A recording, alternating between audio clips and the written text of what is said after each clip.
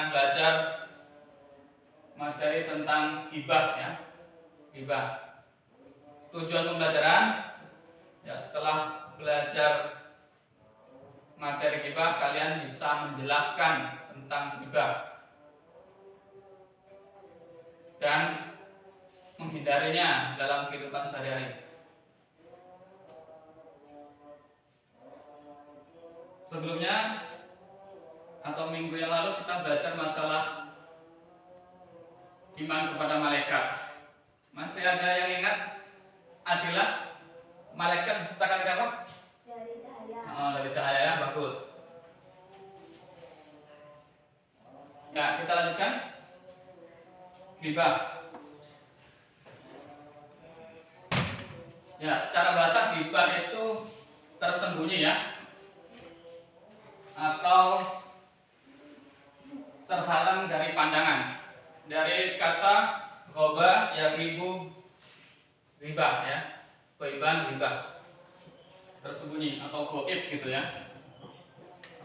Secara istilah ghibah adalah menyebutkan suatu tentang saudaramu yang tidak disukai olehnya, meskipun hal tersebut benar. Jadi kalian membicarakan aib saudaramu ya, walaupun itu benar adanya, itu namanya ghibah. Kalau nggak benar, namanya fitnah. Kita lanjut. Dasar hukum ghibah ya. Quran surat Al-Hujurat ayat 12. A'udzu billahi minasyaitonir rajim. Bismillahirrahmanirrahim. Ya ayyuhalladzina amanu ijtanibu katsiran minadh-dhanni inna ba'dadh-dhanni ism wa la tajassasu wa la yaghtab ba'dukum ba'dha ayuhibbu ahadukum ay yakula lahma akhihi maitan fakarihtum wattaqullaha innallaha tawwabur rahim. Shadaqallahul adzim. Ya, kita artikan secara mufradat atau secara perkata ya. Ya ayyuha, ini artinya hai. Alladzina, orang-orang yang amanu, beriman. Ijtanibu, jauhilah ya, kasiran, kebanyakan. Mina ini dari al-dhon, ini prasangka. Inna, sesungguhnya, ba'dha ini sebagian dari al-dhoni, prasangka ya. Ismun ini dosa. Wala, dan janganlah tajassasu, kamu mencari-cari kesalahan orang lain. Wala yartab, dan janganlah kalian menggunjing. Ba'dukum ba'don, sebagian kamu kepada sebagian yang lain.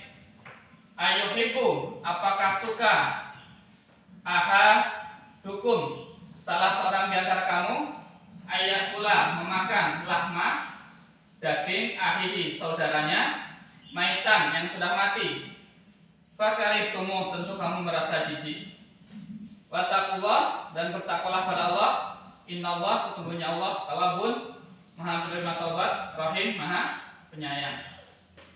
Nah, kalau diartikan secara keseluruhan, wahai orang-orang yang beriman, jauhilah kebanyakan dari prasangka.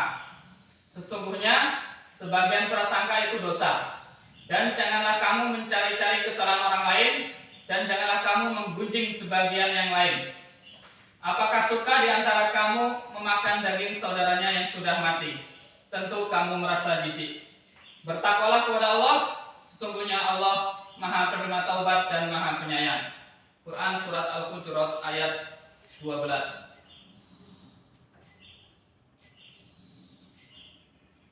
Ghibah dibagi menjadi 4 ya. Di sini ada ghibah yang jelas, ghibah yang tersirat, ghibah dengan humor, ghibah dengan menyebarkan aib. Kita lanjut. Penyebab ghibah. Yang pertama rasa iri dan dengki, yang kedua rendahnya keimanan, ketiga lingkungan yang buruk, yang selanjutnya ingin terlihat lebih baik, selanjutnya kebiasaan yang tidak disadari. dampak negatif. Yang pertama, dosa di sisi Allah Subhanahu wa taala. Yang kedua, merusak hubungan sosial. Yang ketiga, menghilangkan keberkahan. Yang selanjutnya, menimbulkan fitnah dan merendahkan harga diri. Cara menghindari ghibah. Yang pertama, meningkatkan keimanan dan takwa. Yang kedua, berpikir sebelum bicara. Yang selanjutnya, menghindari lingkungan yang suka gosip. Selanjutnya, introspeksi diri. Selanjutnya, mengganti topik pembicaraan. Yang selanjutnya, berdoa kepada Allah Subhanahu wa taala agar terhindar dari perbuatan ghibah atau agar dijauhkan dari ghibah. Terima kasih. Ada yang ditanyakan?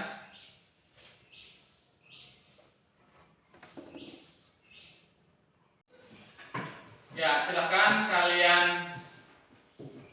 diskusi ya. Saya bagi dari kelompok 1 dan kelompok 2. Kelompok 1 kelompoknya Adila Ramadhani dan kelompok 2 kelompoknya Asifah. Silakan untuk Adila Ramadhani kelompok 1 membahas masalah ghibah ya. Untuk Asifah kelompok 2 membahas masalah tabayun. Silakan.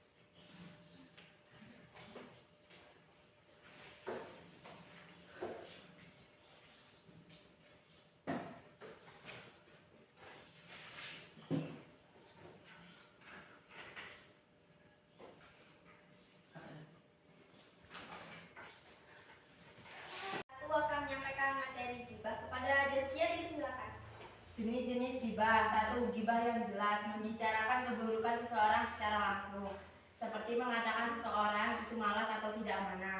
2. Ghibah tersirat, menggunakan sindiran, ekspresi atau bahasa tubuh untuk mencemooh seseorang tanpa menyebut nama langsung. Contoh, orang seperti itu memang tidak bisa diandalkan. 3. Ghibah dengan humor, menjadikan keburukan seseorang sebagai bahan candaan atau lelucon. 4. Ghibah dengan menyebar aib, membongkar rahasia atau kelemahan seseorang kepada orang lain.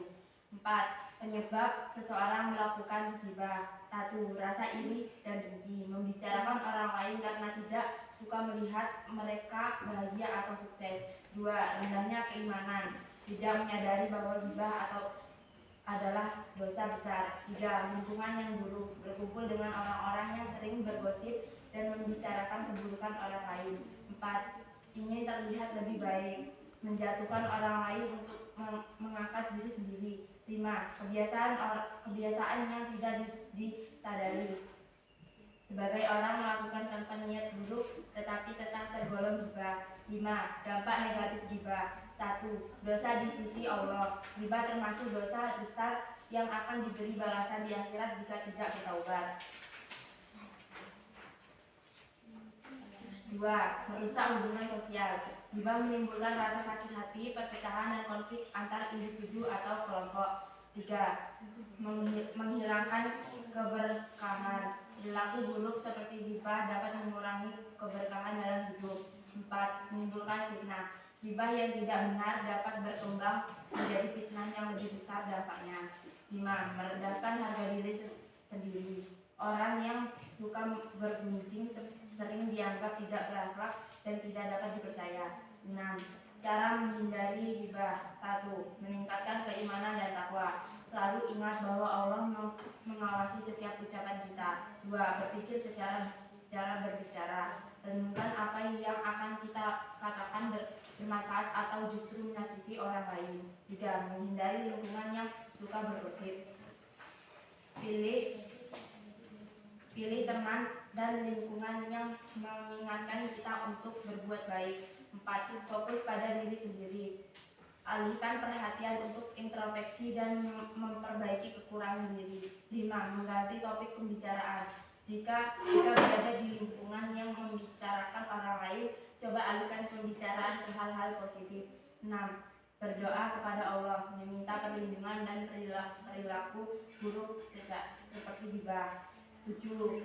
Ketika terlanjur melakukan gibah. 1. Bertaubat kepada Allah, memohon ampun dengan sepenuh hati atas dosa yang dilakukan. 2. Meminta maaf kepada orang yang dibicarakan. Jika memungkinkan, mintalah maaf kepada orang yang telah menjadi korban gibah. 3. Berhenti dan tidak mengulangi. Jadikan kesalahan ini sebagai pelajaran untuk lebih berhati-hati ke depannya. 4. Bicarakan kebaikan orang yang digunjing. Tebus kesalahan dengan menyebutkan keabaian orang tersebut kepada orang lain. Kepada Jakia, terima kasih. Sesi tanya jawab dipersilakan. Ada yang mau bertanya? Ya.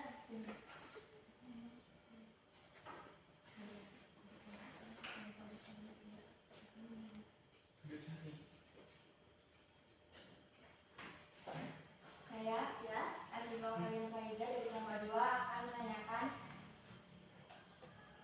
berikan contoh gibah di sekolah. Ada yang bisa menunjukkan juga?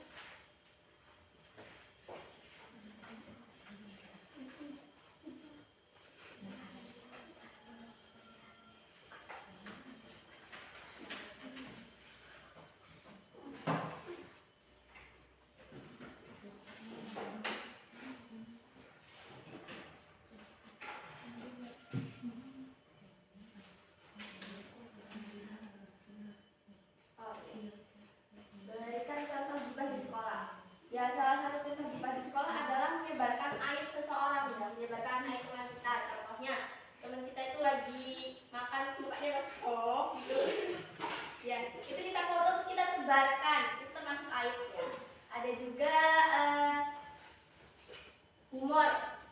Contohnya kita punya teman-teman kita itu gendut, ya. Kita ngata-ngatain dia. Kamu tuh urusin badanmu, masa gemuk banget sih, gitu ya. Terus kita kayak ketawa-ketawa, iya, itu kan termasuk gibah di sekolah, ya. Ada juga membicarakan di belakangnya. Misalkan kita tahu ya orang itu tuh munafik, terus juga toksik gitu ya. Terus kita bicara itu di belakang sama teman kita, kayak, kamu tau gak sih si itu loh, dia tuh jahat banget, masa ya aku anak dari sana tuh omongannya gini. Itu juga salah satu contoh gibah di sekolah. Ada yang mau bertanya lagi?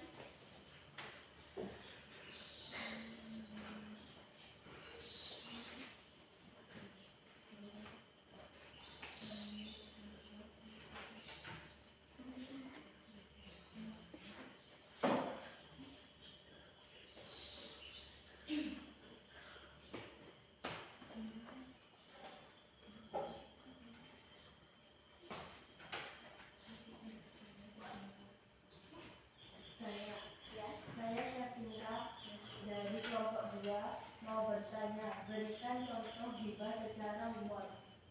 Ya, contoh gibah secara humor tuh seperti tadi ya, kita punya teman yang giginya agak maju atau maaf agak tombos, kita bicarainnya gini.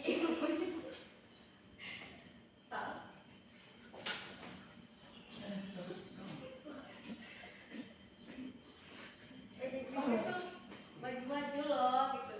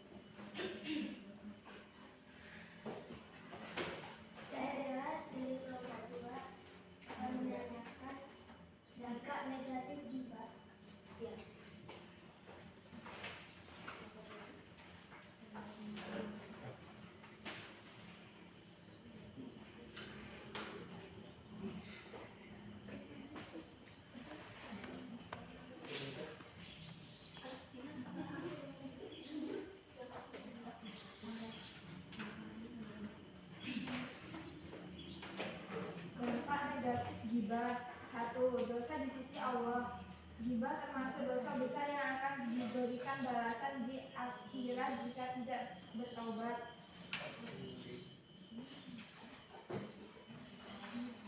Merusak hubungan sosial. Gibah menimbulkan rasa sakit hati, perpecahan dan konflik antar individu atau kelompok, menghilangkan keberkahan, perilaku buruk seperti gibah dan mengurangi keberkahan dalam hidup, menimbulkan fitnah. Gibah yang tidak benar dapat berkembang menjadi fitnah yang lebih besar dampaknya, merendahkan harga diri sendiri. Kelompok 2 ya, kepada Asifa dan kawan-kawan disilakan.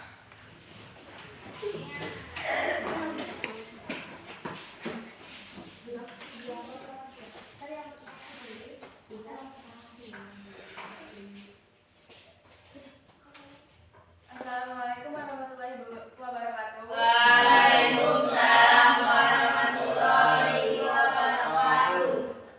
Saya Syifa Widina Farida dari kelompok 2 akan mempresentasikan materi tentang tabayun. Kepada Adela, dipersilakan. Pengertian tabayun. Secara bahasa, tabayun berarti mencari kejelasan atau memastikan suatu hal. Secara istilah, tabayun adalah proses verifikasi informasi untuk memastikan kebenarannya sebelum mengambil keputusan atau menyebarkan informasi tersebut. Pentingnya tabayun. 1. Mencegah fitnah. Fitnah adalah dosa besar dalam Islam dan seringkali muncul dari informasi yang salah atau tidak diverifikasi. 2. Menjaga persaudaraan. Tabayun mencegah kesalahpahaman yang dapat merusak hubungan antara individu atau kelompok. 3. Menegakkan keadilan. Keputusan yang adil hanya dapat dicapai jika informasi yang digunakan telah diverifikasi kebenarannya. 4. Menghindari penyesalan. Dengan melakukan tabayun, kita dapat menghindari konsekuensi negatif dari tindakan yang didasarkan pada informasi yang salah. 4. Proses tabayun dalam Islam. Dengarkan informasi dengan hati-hati. Jangan langsung percaya atau bereaksi. Perhatikan isi, konteks, dan sumber informasi. 2. Periksa kebenaran sumber informasi. Identifikasi siapa yang menyampaikan informasi. Apakah ia memiliki kredibilitas atau rekam jejak yang baik. 3. Cara bukti atau fakta pendukung. Bandingkan informasi dengan fakta yang dapat diverifikasi. 4. Bertanya kepada pihak yang terkait. Jika informasi melibatkan pihak tertentu, lakukan klarifikasi langsung kepada mereka. Contoh tabayun dalam kehidupan sehari-hari. 1. Media sosial. Tidak menyebarkan berita yang belum jelas kebenarannya atau berasal dari sumber yang tidak terpercaya. 2. Hubungan antar teman. Jika mendengar kabar buruk tentang teman, tanyakan langsung kepada yang bersangkutan sebelum menyimpulkan. 3. Dunia kerja. Saat menerima keluhan atau laporan, pastikan semua pihak terkait telah didengar sebelum mengambil keputusan. 4. Dalam konflik. Ketika ada konflik, tabayun memastikan bahwa kita tidak memihak secara buta atau menyalahkan tanpa bukti. 6. Dampak positif dari tabayun. Terhindar dari dosa fitnah dan gibah. Dalam Islam, melarang menyebarkan kabar yang tidak benar atau membicarakan keburukan orang lain. Meningkatkan kepercayaan. Orang yang selalu melakukan tabayun akan dianggap bijak dan dapat dipercaya. Menciptakan kehidupan yang harmonis. Dengan tabayun kita dapat menjaga ukhuwah Islamiyah atau persaudaraan Islam dan menghindari konflik yang tidak perlu. Menguatkan hubungan dengan Allah Subhanahu wa Ta'ala. Tabayun adalah salah satu bentuk ibadah yang menunjukkan kepatuhan terhadap ajaran Islam. Baik, itulah tadi presentasi dari Adela. Sampai sini ada yang ingin bertanya? Saya mau bertanya dari kelompok 1, bagaimana cara mencegah fitnah?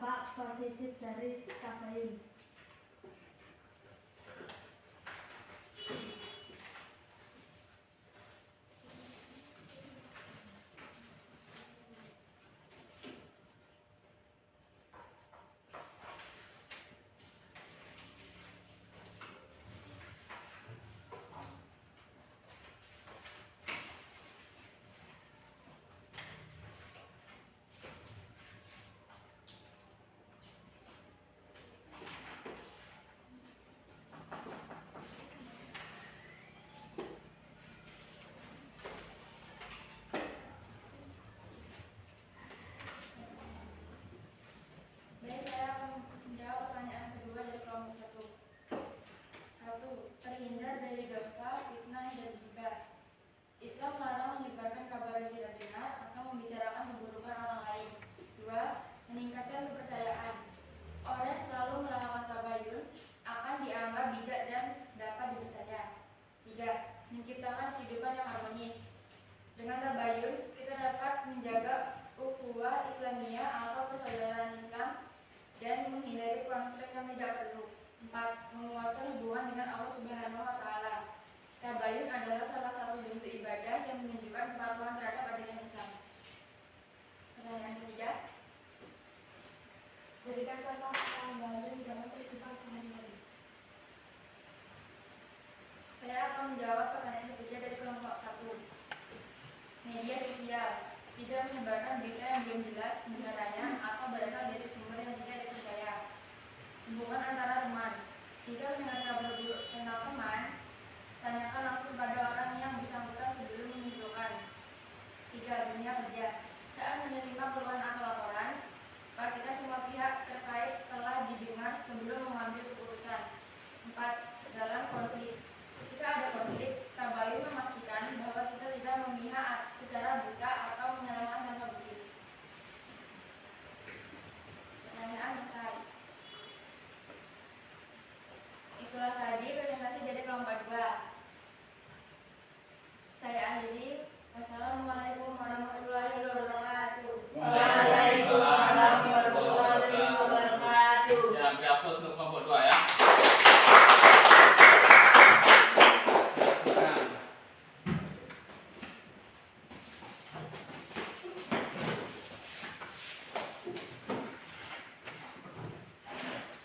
Ya, selanjutnya kita akan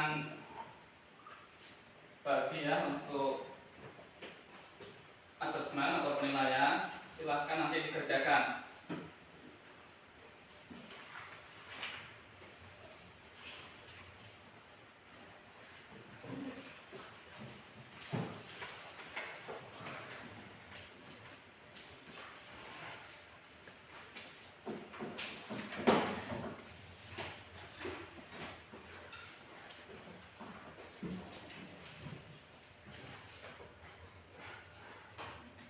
Ya, silahkan dikerjakan.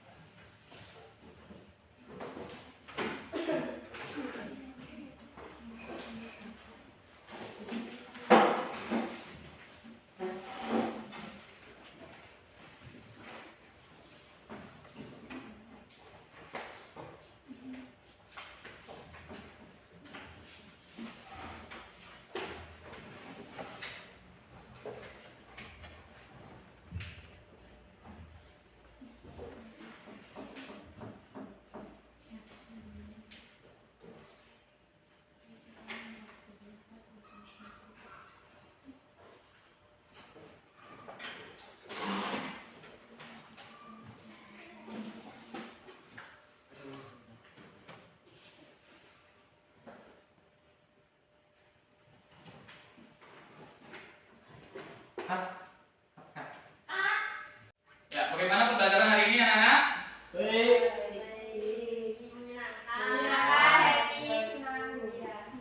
Ya, bisa untuk materinya bisa dipahami? Bisa. Ya. Kalau suruh menjelaskan bisa? Bisa. Ya. Ya, jadi dari pembelajaran hari ini untuk pelajaran yang akan datang kita bisa ya melengkapi yang kurang pas atau yang salah kita benarkan gitu. Biar pembelajarannya semakin bagus ya, semakin ke depannya. Terus untuk kesimpulan pada pembelajaran kali ini materi ghibah dan tabayun. Dari ghibah ada pepatah itu mengatakan lidah tak bertulang. Jadi lidah itu bahaya ya. Namanya tak bertulang tuh kalau udah terlanjur ngomong nggak ada selesainya dan bahaya gitu ya. Jadi ada juga pepatah mulutmu harimaumu. Nah, jadi bahaya itu.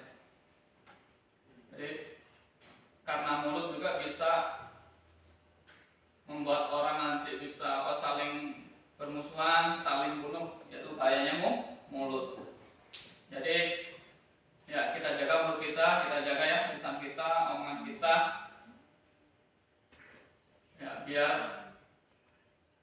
ya tidak berdampak buruk gitu ya, atau akibat yang lebih fatal lagi tadi, nyampe ke pembunuhan. Mungkin itu aja, kurang lebihnya kami minta maaf. Akhiri, wassalamualaikum warahmatullahi wabarakatuh.